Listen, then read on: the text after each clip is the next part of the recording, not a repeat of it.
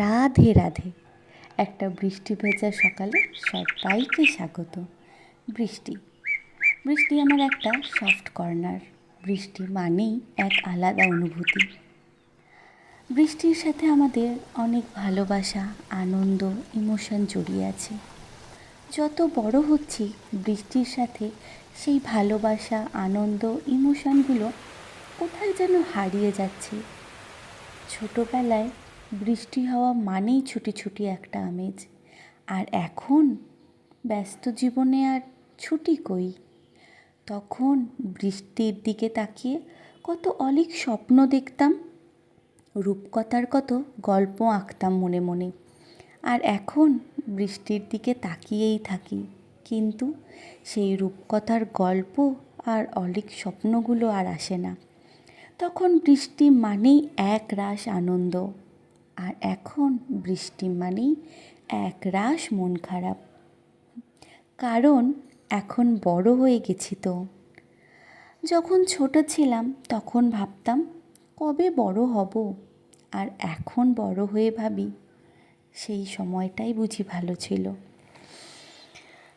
ছোটবেলায় কত জটিল জিনিসকে সোজা সরল ভাবতাম, আর এখন সহজ সরল জিনিসকেও বড্ড জটিল করে ফেলি। আগে অবলীলায় সবার সাথে মিশতে পারতাম, আর এখন অনেক ভেবে মিশতে হয়, কারণ এখন বড় হয়ে গেছি।